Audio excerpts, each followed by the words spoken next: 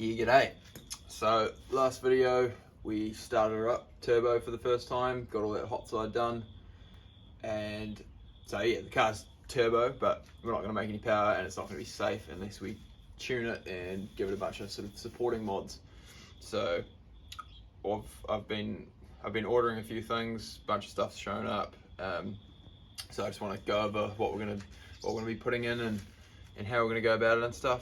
So yeah, I've got a bunch of shit down here, we'll go over that, but first things first, obviously we need to tune it. We need to be able to tune it. Can't do that with the stock ECU, so there's a few options out there. NIS tune being one of them.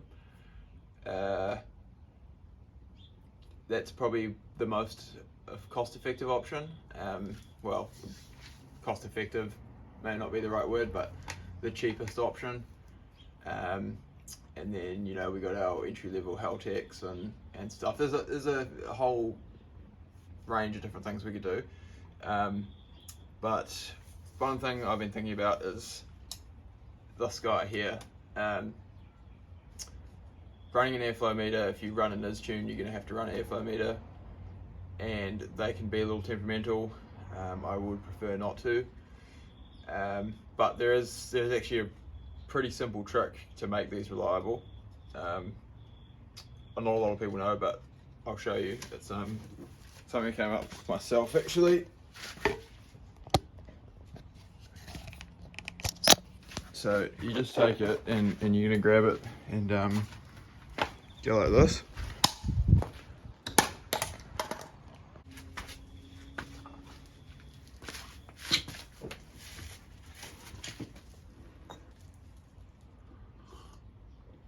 Much better.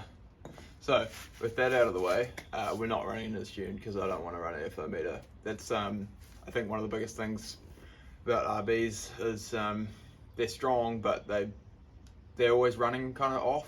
Well, I found that anyway, but it's because people still running all the 20-year-old, 30-year-old sensors and shit like that.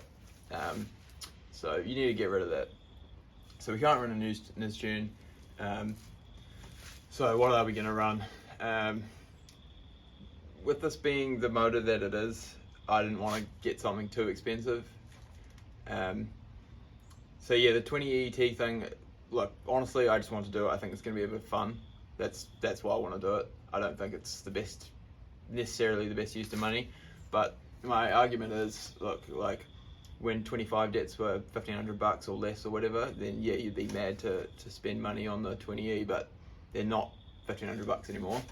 They're a lot more than that, and yeah, you can get deals and stuff, but for me, this motor was free because it's in the car, so all I had to do was buy the upgrades rather than another motor and all the shit to get in the car. You know, it's just infinitely easier and cheaper for me to turbo this motor now, I think, to get what's going to be enough power to have fun in the car. You know, and I just want to see, like, what can it do? So yeah, didn't want to go crazy on the ECU. Also, like, yeah, didn't want to go crazy on it. So the cheaper options would have been like maybe older Link or Haltech, but yeah, I don't know, they're kind of hard to find, and the software to tune them might be a bit out of date and stuff. My buddy's got a Mega Squirt in his MX-5, which they get a bad rap, but it'll do what I need it to do, you know. But they're still kind of expensive. So I've actually come across this, which, look, I don't know a whole lot about the ins and outs of it, but it's a Kiwi EFI K88, and it runs this, like, you use Mega Squirt Tuner Studio to tune it. It's obviously not going to have the grunt of something like a new Haltech or whatever, but it does everything that I need it to do. It'll allow me to tune my maps and boost control and just it'll do everything I needed to do, and it was $500. Got an internal map sensor, so I don't have to run an airflow meter. So if you want to look that up and check it out yourself, then go ahead. But that's what we're going to be running for a computer. I'm going to try to wire it up myself. We'll see how we go. I am friends with a wizard actually, so if need be, I'll bring in the wizard. But yeah, that's our computer.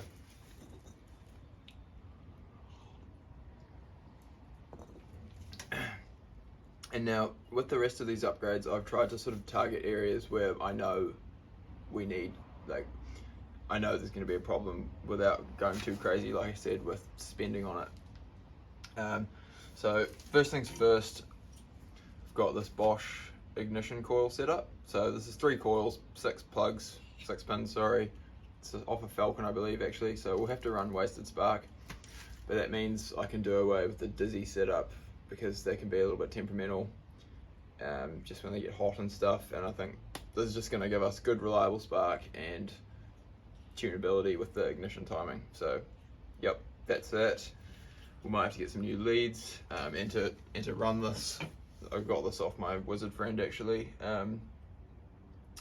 just a igniter, because those aren't smart coils, so you need to wire in an igniter to tell them when to go. So you've got our spark covered.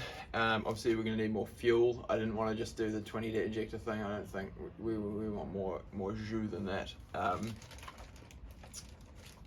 Yeah, I mean, how much power is it going to make? I don't know.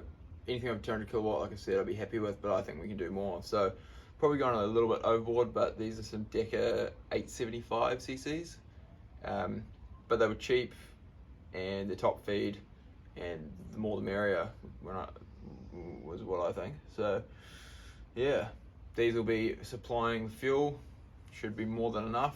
So we've got our fuel, we've got our spark, we've got our boost covered, that's for sure.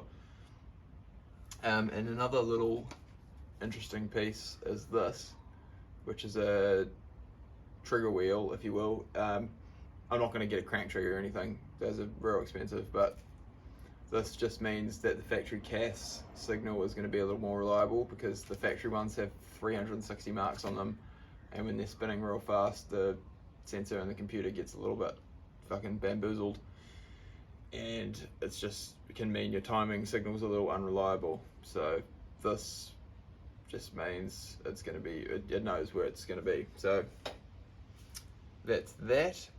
And then, what do you got here? We're going to have to control our boost, obviously. This is a max solenoid off an old boost controller I had for the Sylvia. So we have to wire it up, make a boost control loom. But we're pretty much going to be running the factory loom. I'm just going to deep-in the ECU, or the plug, sorry, and wire it into this one. And then we'll have to make a boost control loom and an ignition loom. But that should be it. Should be relatively simple, I think. Yeah, put that trigger wheel in, obviously do the injectors. I'm going to try use my factory fuel rail, so I don't have to get a fuel pressure regulator and stuff. I do have a aftermarket rail there if I need to use that, but we'll see how we go. And last thing is some aftermarket valve springs.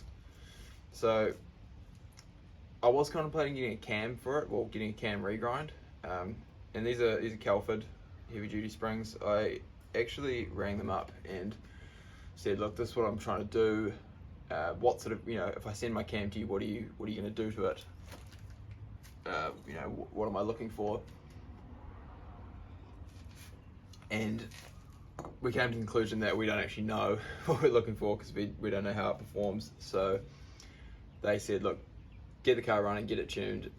If you're not happy with the power curve or whatever, we'll look at where it is making power, where it's not making power, and go from there to actually figure out what it needs. So, getting a regrind now might have been a waste of time, might have even lost performance.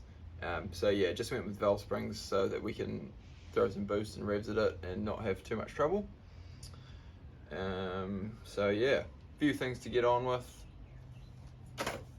Maybe I'll film it, maybe I won't, but yeah, thought it'd be good to show everyone all the go fast bits. Getting close now. I did start trying to put my body kit together and film that, but I kind of started fucking it up. So I was like, nah, we'll get it running, we'll get it all tuned first, and then I'll worry about aesthetic stuff. So yeah, see you soon.